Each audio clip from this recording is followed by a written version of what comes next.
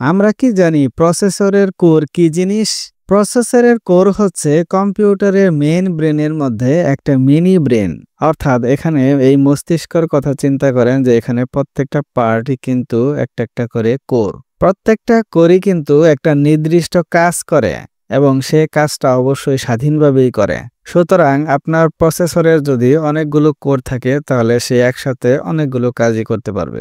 আগের দিনে প্রসেসরে শুধুমাত্র একটা মাত্র কোর ছিল, এই কারণে সে এট এ টাইম একটা মাত্রই কাজই করতে পারত।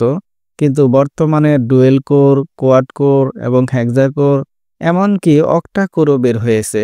এর জন্য বর্তমানে প্রসেসরগুলো অনেক শক্তিশালী। আমরা জানি যে মোর কোর মানে বেটার পারফরমেন্স, কিন্তু এটা সবসময় ঠিক নাও হতে পারে। কারণ আমরা যদি ভিডিও এডিটিং, গেমিং অথবা বড় কোনো সফটওয়্যার না চালাই তাহলে কিন্তু বেশি করে প্রসেসর নিয়ে কোনো লাভ নেই। কারণ সাধারণ যদি কাজ করতে চাই তাহলে আমাদের ডুয়েল কোর বা কোর i3 বা কোর i4 হলেই কিন্তু হবে। ভিডিওটা ভালো লাগলে অবশ্যই লাইক এবং কমেন্টস করতে ভুলবেন না এবং পরবর্তী আইসিটি ইন্টারভিউ কোশ্চেন দেখার জন্য চ্যানেলটি সাবস্ক্রাইব করে রাখুন।